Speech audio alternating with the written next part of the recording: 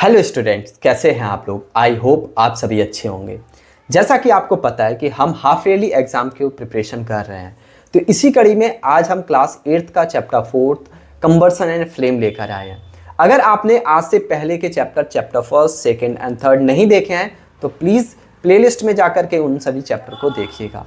अगर आपने Telegram channel को अभी तक ज्वाइन नहीं किया है तो प्लीज़ ज्वाइन कीजिएगा, जहां हम सेशन नोट्स, ई नोट्स, इसके साथ साथ सेशन अपडेट, क्विजेज और बहुत सारी चीज़ें लेकर आते हैं। तो इसको ज्वाइन करने के लिए लिंक डिस्क्रिप्शन बॉक्स में गिवन है, या फिर आप स्कैन करके भी ज्वाइन कर सकते हैं।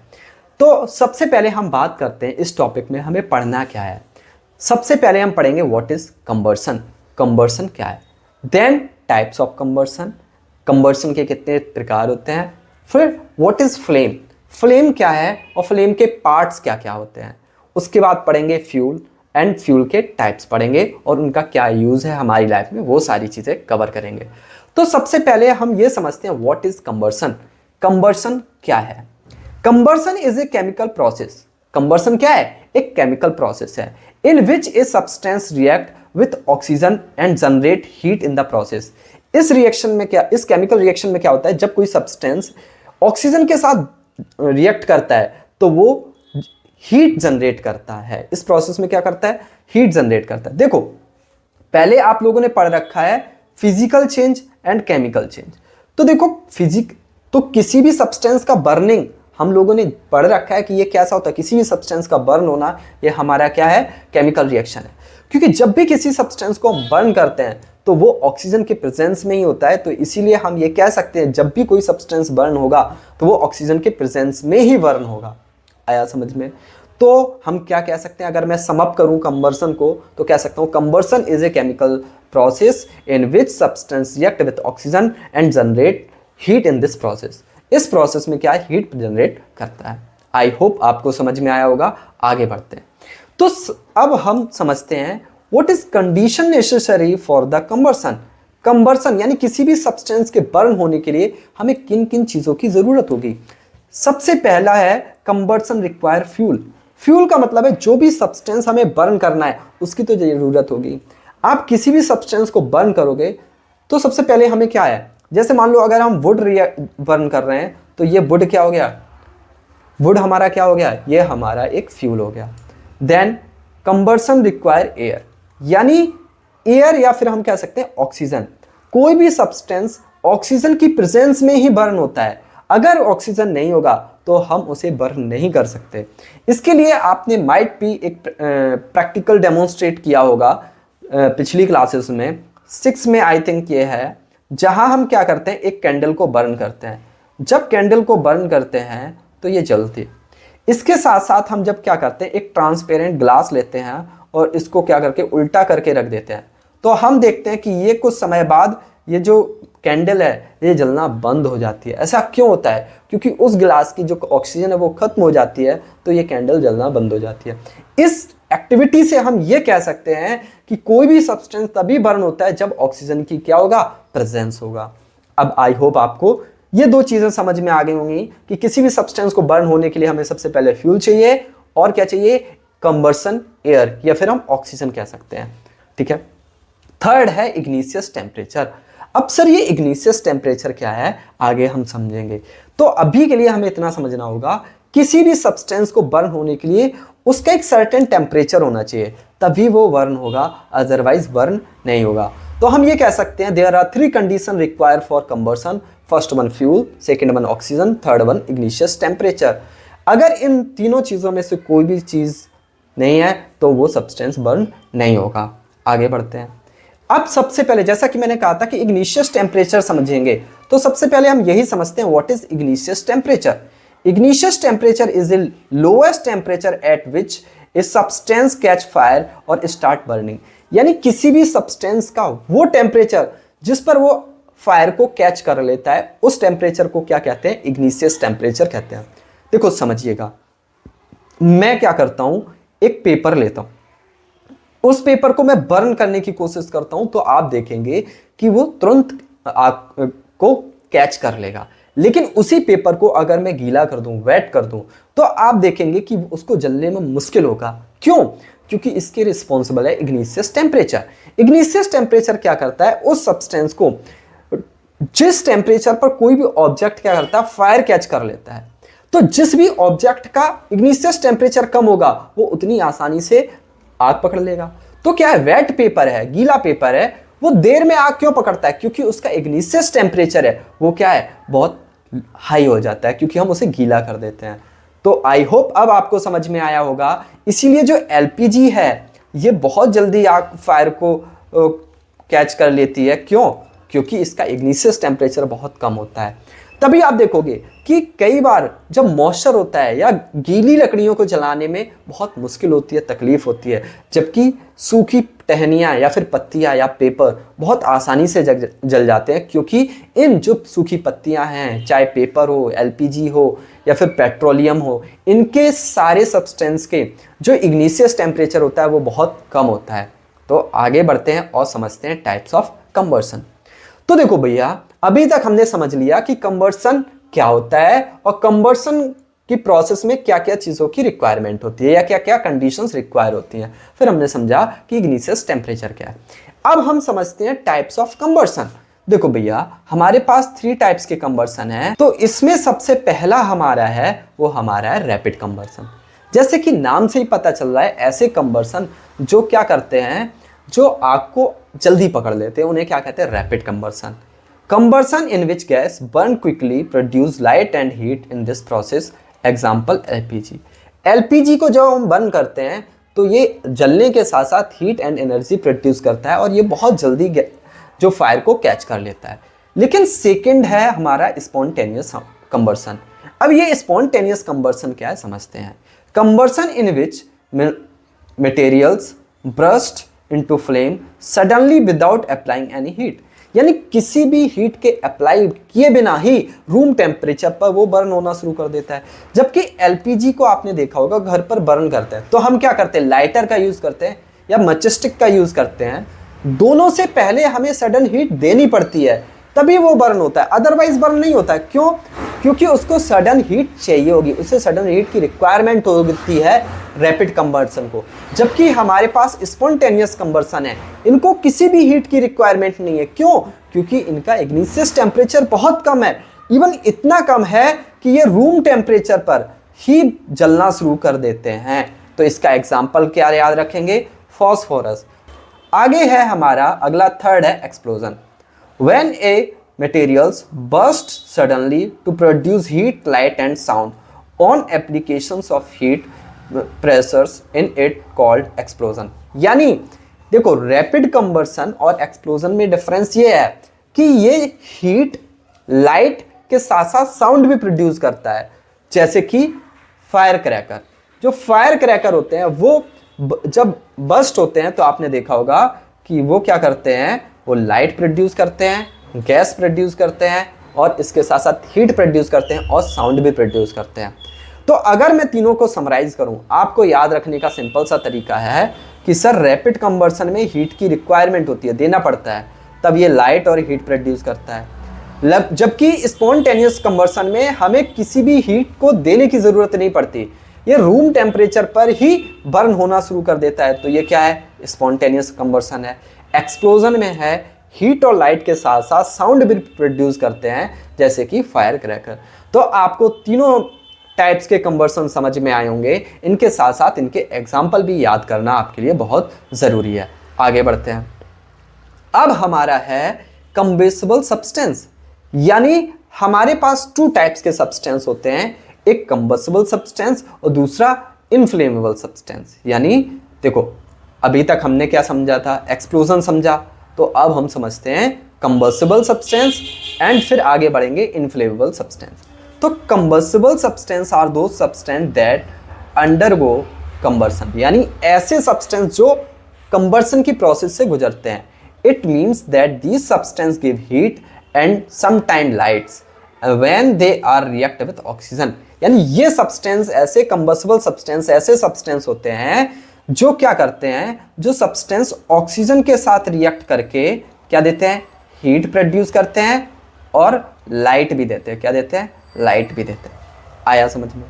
तो यानी वो सब्सटेंस जो ऑक्सीजन के साथ रिएक्ट करके हीट और लाइट प्रोड्यूस करें, उन्हें क्या कहेंगे? कंबसिबल सब्सटेंस कहेंगे।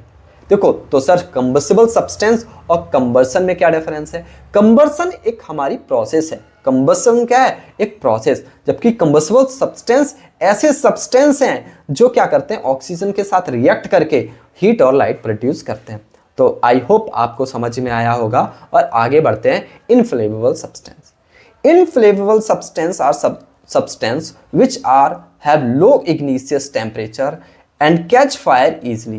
They burn with a flame, for example petrol, diesel, LPG etc.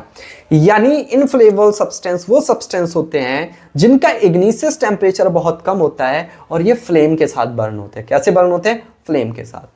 तो ऐसे सब्सटेंस जो फ्लेम के साथ बर्न होते हैं और इनका इग्निशियस टेम्परेचर कम होता है, इन्हें क्या कहते हैं? इनफ्लेमेबल सब्सटेंस कहते हैं, जैसे कि हमारा पेट्रोल, एलपीजी और एक्सेट्रा।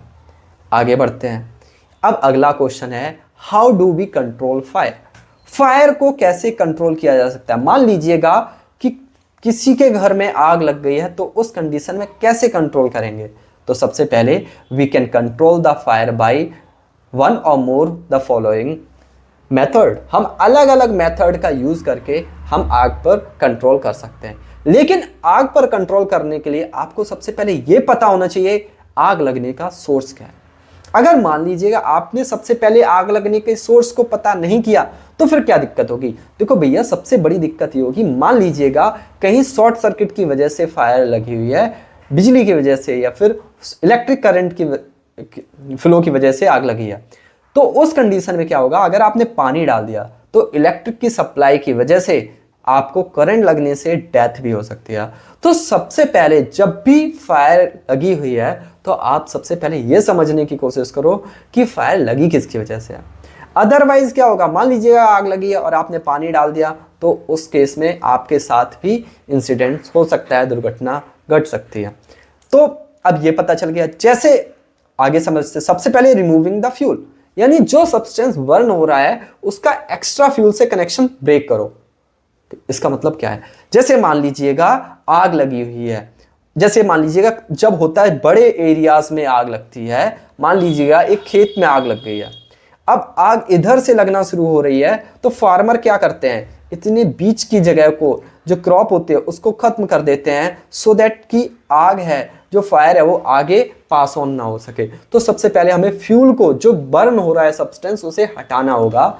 दूसरा, cut off the air supply, यानी जो एयर की सप्लाई है उसको कट ऑफ करना होगा। तो उसके लिए क्या करेंगे? हम फायर इंडस्ट्रियंस का यूज करेंगे, या फिर हम क्या करेंगे कि उस सब्सटेंस के ऊपर वाटर अप्लाई करेंगे अगर इलेक्ट्रिक करंट की वजह से नहीं है, या फिर उसके ऊपर हम सैंड डाल देंगे अगर ऑयल वगैरह से लगा हुआ है।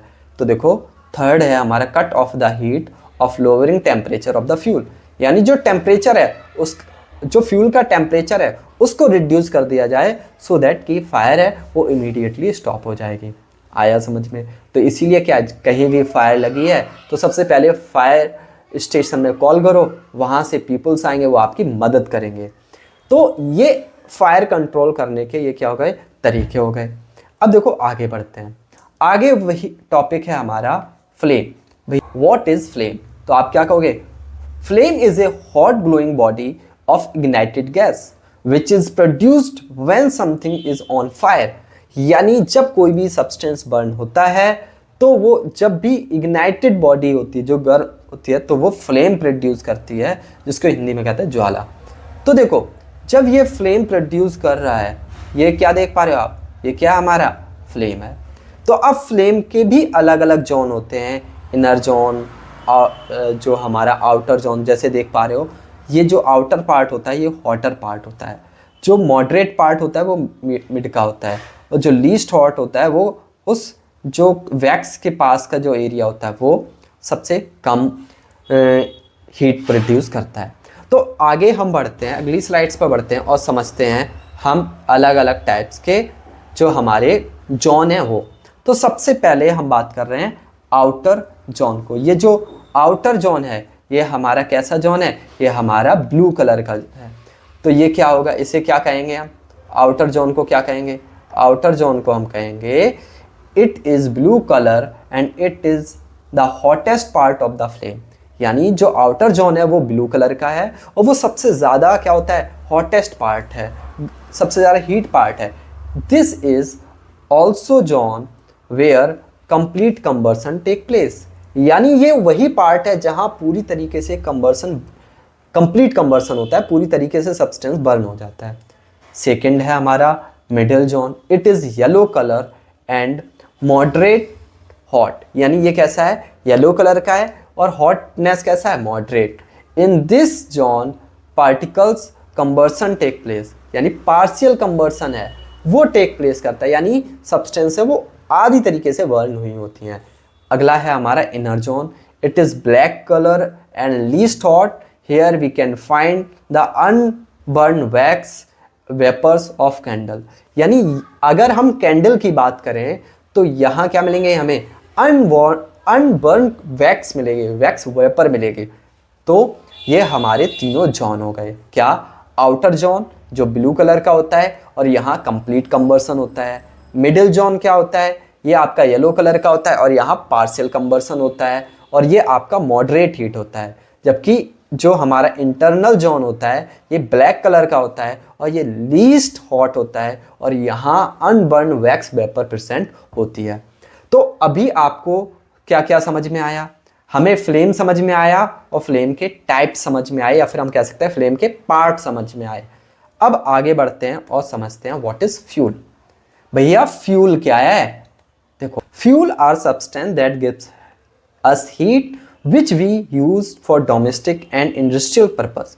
यानी फ्यूल वो सब्सटेंस होते हैं जो बर्न होने के बाद हमें हीट प्रोड्यूस करते हैं और उसका हम यूज़ करते हैं डोमेस्टिक मतलब घरेलू उपयोग के लिए और इसके साथ साथ इंडस्ट्रियल यूज़ के लिए। जैसे कि आप समझने की कोशिश कीजिएगा, घरों में हम एलपीजी यूज़ करते हैं और ये जो एलपीजी है ये भी हमारा क्या फ्यूल है। कई जगहों पर वुड यूज़ होता है तो वुड भी क्या है हमारा, ये भी फ्यूल है। इसके साथ साथ कैरोसिन का यूज़ भी किया जाता था पहले के समय में।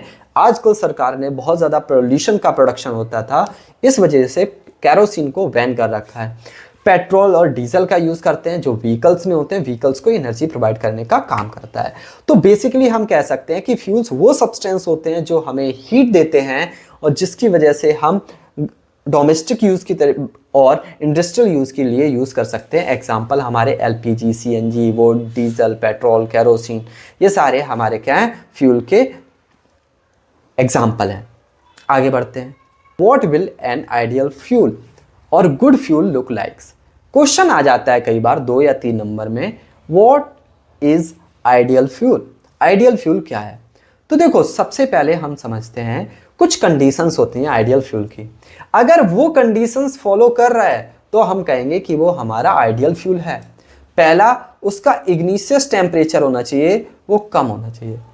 पहली कंडीशन है the ideal fuel have low igneous temperature, यानी आसानी से आग पकड़ लेना चाहिए। दूसरा, इजी टू ट्रांसपोर्ट, उनको ट्रांसपोर्ट करना, एक जगह से दूसरी जगह तक ले जाना आसान हो। तीसरा, प्रोड्यूस लेस पॉल्यूशन, ऐसे सब्सटेंस जो पॉल्यूशन क्या करें, बहुत कम प्रोड्यूस करें। और चौथा, इट इज़ चीप, यानी ये सस्ते हों। तो अगर ये 4 कंडीशंस फॉलो कर रहे हैं तो हम ऐसे सब्सटेंस को क्या कहेंगे, आइडियल फ्यूल कहेंगे, कि पॉल्यूशन ना करें, इग्निशियस टेम्परेचर लो हो और ट्रांसपोर्ट करना आसानी हो और उनका यूज़ करना चीप हो। तो देखो इसीलिए हम एलपीजी को क्या कहते हैं, एलपीजी को कहते हैं हम आइडियल फ्यूल। क्यों? इनका इग्निशियस टेम्परेचर भी कम होता है, इजी टू कैरी होते हैं, एक जगह से दूसरी जगह तक ले जाए जा सकते हैं, आपके घर आसानी से पहुंच जाते हैं पाइप के थ्रू, सिलेंडर के थ्रू। इसके साथ साथ ये हम ये नहीं कह सकते चीप होते हैं, लेकिन ये अफोर्डेबल होते हैं, इनको पे किया जा सकता है। आगे बढ़ते हैं और समझते हैं। अब आगे हमें एक बहुत इंपॉर्टेंट टर्म समझना है, व्हाट इज कैलोरीफिक वैल्यू। कई बार क्वेश्चंस डायरेक्ट आ जाता है कि सर कैलोरीफिक वैल्यू क्या होता है। The calorific value of a fuel depends of amount of heat produced by the complete combustion of 1 kg of fuel. यानी कोई भी सब्सटेंस अगर 1 kg बर्न होता है, उस 1 kg फ्यूल के बर्न होने में जितनी एनर्जी प्रोड्यूस हुई है जितनी हीट प्रोड्यूस हुई है उस हीट के अमाउंट को क्या कहेंगे, कैलोरीफिक वैल्यू कहेंगे। The unit of use major calorific value, जो यूनिट है, यूनिट यूज करते हैं हम कहते हैं केजी अपॉन केजी, यानी किलो जूल पर केजी। यानी 1 केजी को बर्न होने में जितनी भी हीट का प्रोड्यूस हुआ है उस हीट को, उस वैल्यू को हम कैलोरीफिक वैल्यू कहते हैं। आया समझ में? आगे बढ़ते हैं। अब समझते हैं harmful effect of burning fuel. ये भी एक इंपॉर्टेंट क्वेश्चन है। कई बार क्वेश्चन आता है कि जब कोई भी सब्सटेंस बर्न होता है तो उसके हार्मफुल इफेक्ट क्या होते हैं, क्या क्या परेशानियां होती हैं। देखो, हार्मफुल इफेक्ट ऑफ बर्निंग, अगर किसी भी सब्सटेंस का कंप्लीट कंबर्सन हुआ है, कंप्लीट कंबर्सन मतलब पूरी तरीके से बर्न हुआ है, तब उसके हार्म्स अलग होंगे, और जब इनकम्प्लीट कंबर्सन हुआ है तब उसके हार्मफुल अलग होंगे, हार्म्स अलग होंगे। सबसे पहले बात करते हैं कंप्लीट कंबर्सन।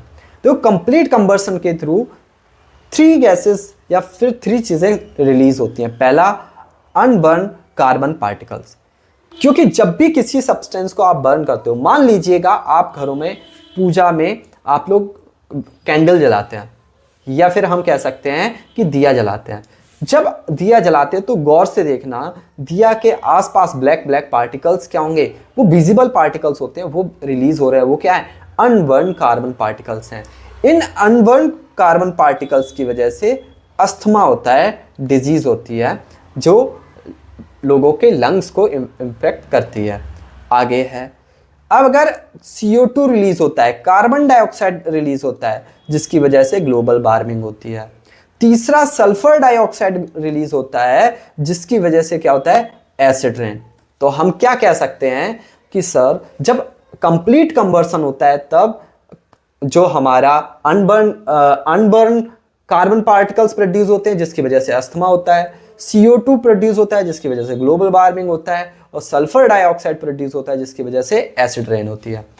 तो इसीलिए तो हमें ऐसे सब्सटेंस लेने यूज करने चाहिए जो आइडल कंबर्सन को फॉलो करें। आगे बढ़ते हैं। अब हमारा इनकम्प्लीट कंबर्सन, यानी कंबर्सन कंप्लीट हुआ ही नहीं है, तो वो कार्बन मोनोऑक्साइड प्रोड्यूस करता है, जिसकी वजह से वो पॉइजनस गैस होती है, जिसकी वजह से पर्सन की डेथ भी हो सकती है। तो अब आपको समझ में आया होगा कि ये कार्बन मोनोऑक्साइड है, कार्बन मोनोऑक्साइड है, ये कितना हार्मफुल है। आगे बढ़ते हैं और समझते हैं हाउ टू कंजर्व फ्यूल। हमें फ्यूल कैसे बचा सकते हैं। देखो, हमने देखा कि फ्यूल के क्या क्या यूज़ हैं, तो आपको पता चल गया कि हम इसको डोमेस्टिक यूज़ में करते हैं और इंडस्ट्रियल यूज़ में करते हैं। फ्यूल क्या होते हैं ये पता चला, कैलोरीफिक वैल्यू क्या होती है ये भी पता चला। अब हमें पता करना है how to conserve fuel, fuel को कैसे बचाएं। अब हमें फ्यूल को बचाना क्यों है, क्योंकि हमने लास्ट चैप्टर में पढ़ा था कि जो हमारा फ्यूल है वो एक लिमिटेड टाइम के लिए ही अवेलेबल है, कुछ समय बाद ये खत्म हो जाएगा। इसीलिए हमें क्या करना चाहिए, इनको कंजर्व करके रखना चाहिए। क्या करके रखना चाहिए, कंजर्व करके रखना चाहिए। तो क्या कर सकते हैं, पहला है collect all materials require while cooking eight one place before switching on the gas. यानी गैस को जलाने से पहले वो सारे मटेरियल्स रख लें अपने पास जिनको हमें कुक करना है। ऐसा नहीं है गैस को ऑन कर दिया है और ढूंढ रहे हैं मसाले कहाँ हैं, या फिर चाय बनाने के लिए मम्मा ने कहा जाओ बेटा चाय बना कर लाओ, तुमने गैस को जला के रख दिया है और ढूंढ रहे हो चाय की पत्ती कहाँ है, या दूध खत्म हो गया है। तो ऐसा ना करो, ऐसा करोगे तो गैस क्या होगी, ये बहुत ज़्यादा प्रोड्यूस होगी। दूसरा, check the pressure of tyres regularly. अब ये क्या है, टायर का प्रेशर से फ्यूल का क्या लेना देना, देखो लेना देना है भैया, क्या लेना देना है समझाता हूँ। जब आपके टायर में प्रॉपर गैस होगी, प्रॉपर एयर होगी, तो फ्रिक्शन क्या है, कम लगेगा, जिसकी वजह से जो इंजन के ऊपर पावर आएगा वो बहुत कम आएगा। तो आपको रेगुलरली बेसिस पर अपने जो टायर का प्रेशर है वो चेक कराते रहना चाहिए, सो दैट इंजन पर इफेक्ट कम आए और फ्यूल कम यूज हो। आगे बढ़ते हैं, choose walking over using car और motor bike for short distance. कम दूरी की जगहों के लिए पैदल चले जाओ, ऐसा नहीं हमेशा स्कूटी से ही जाना है, या फिर हमेशा बाइक से ही जाना है या फिर हमेशा हम कार का यूज़ करें। Use public transportation for travelling instead of private vehicles. जो प्राइवेट व्हीकल्स हैं उनके यूजेस के प्लेस पर हम पब्लिक ट्रांसपोर्ट यूज़ करें, लाइक ट्रेन, एरोप्लेन या फिर बसेस, शेयरिंग कार भी यूज़ कर सकते हैं, जिससे क्या है कि फ्यूल को हम बचा सके। तो इन सारे तरीक़ों से हम फ्यूल को बचा सकते हैं। देखो बेटा, आई होप आपको यहाँ तक चीज़ें समझ में आई होंगी। अगर कोई भी डाउट्स है तो प्लीज़ कमेंट बॉक्स में लिखो, सो दैट मैं उन डाउट्स को रिजॉल्व कर सकूँ। इसके साथ साथ अगर आपको वीडियो पसंद आया है तो अपने फ्रेंड्स के साथ शेयर करें और मुझे कमेंट बॉक्स में बताएं कि अगला टॉपिक क्या पढ़ने वाले हैं, और ये भी बताएं कि ये सीरीज़ आपके लिए कितनी यूज़फुल हो रही है। I hope you enjoy this class. Thanks for joining. Have a great day.